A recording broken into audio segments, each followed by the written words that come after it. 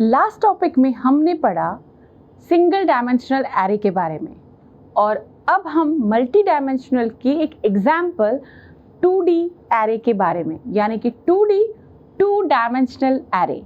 आपने 3D array, 2D, 3D के बारे में पहले भी सुना होगा, जैसे 3D गेम्स, 2D गेम्स।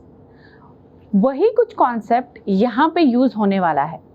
सो हमने कहा जब 2 डायमेंशनल एरे की बात हम करें तो हमारे पास एक पॉपुलर एग्जाम्पल है जो हम मैथमेटिक्स में करते आए हैं, that is the matrix implementation using 2D array.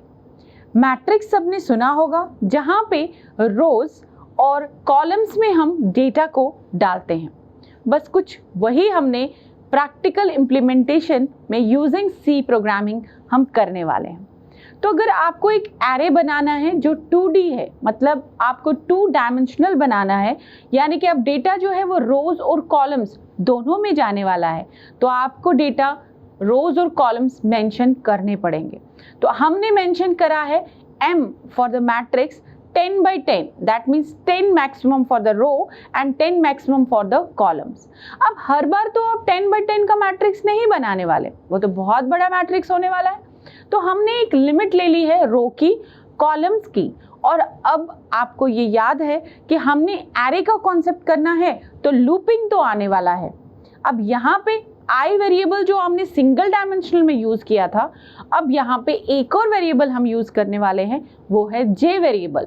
अब जे क्यों करने वाले हैं, ज़रा अगर आप पिछले लेक्चर्स को याद करें तो हमने पिछले लेक्चर्स में नेस्टेड लूप्स का कॉन्सेप्ट पढ़ा था, और नेस्टेड लूप्स में हमने पढ़ा था जब हमें डेटा को रोज और कॉलम्स में रखना है तो हम नेस्टेड लूप्स यूज़ करते हैं। तभी उस लेक्चर में मैंने आपसे कहा था कि नेस्टेड लूप्स को आपने अच्छी तरह से लर्न करना है। सो उस वीडियो को फिर से देखिए ताकि आप मैट्रिक्स का इम्प्लीमेंटेशन जो है क्विकली कर सकें। चलिए, अब हमने तो यहाँ पे मैट्रिक्स इम्प्लीमेंटेशन करनी है, मतलब जैसे मैथमेटिक्स में 3x3, 3x4, तो हमें रो और कॉलम्स तो मेंशन करने ही पड़ेंगे।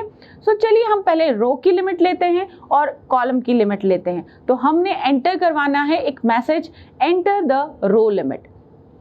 पहले आपको वेरिएबल्स के बारे में इंफॉर्मेशन होनी चाहिए। The variables which are using, they should be as it is.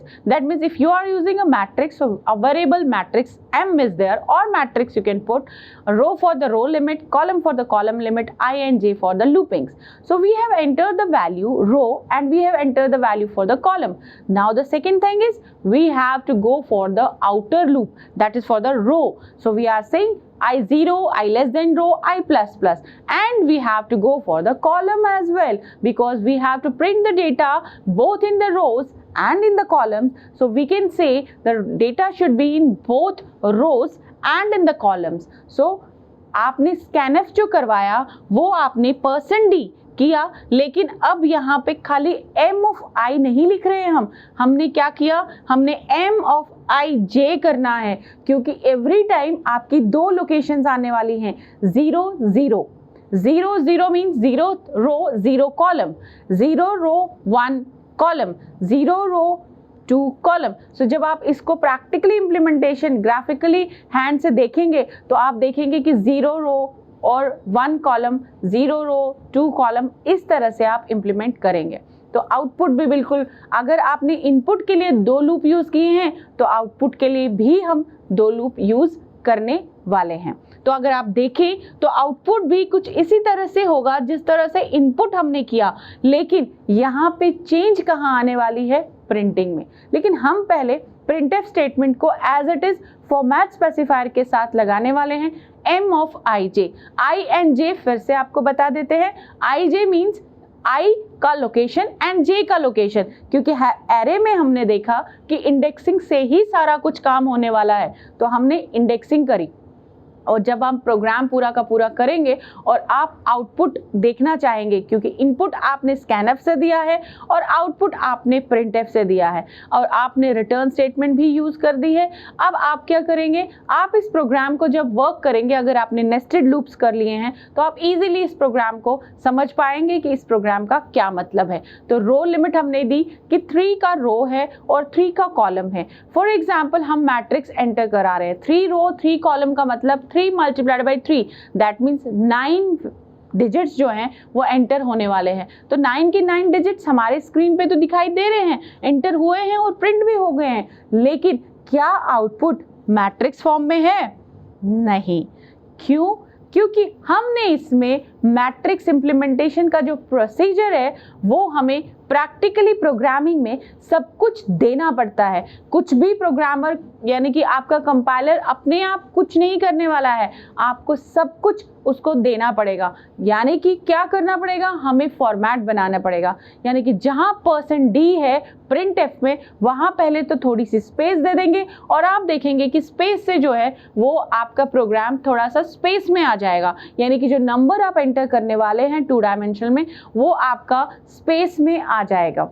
चलिए, हमने 3x3 का मैट्रिक्स या जो भी आप 4x4, 5x5, depends on you, जितने नंबर होंगे उतना इंक्रीज होता जाएगा। सो 9 एलिमेंट्स को अगर आप देखें तो अब हमारी स्क्रीन पे जो नंबर आए हुए हैं वो विद द स्पेस आए हैं, लेकिन अभी भी मैट्रिक्स फॉर्म में आपको नहीं दिखाई दे रहे। तो अब देखिए हम क्या करने वाले हैं इसके लिए।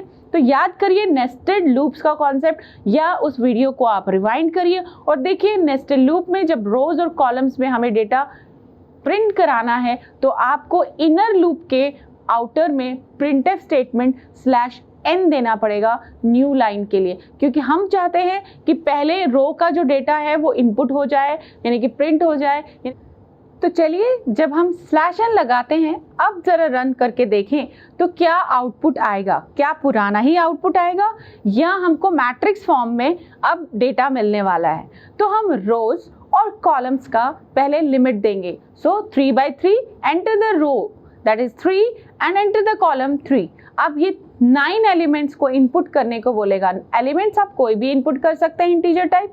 और देखिए कितना ब्यूटीफुल सा मैट्रिक्स आपके सामने है। आप देखेंगे कि जो मैट्रिक्स हमको दिखाई दे रहा है वो 3x3 का मैट्रिक्स है, यानी कि 3 रोज और 3 कॉलम्स इसमें डिस्प्ले हो रहे हैं।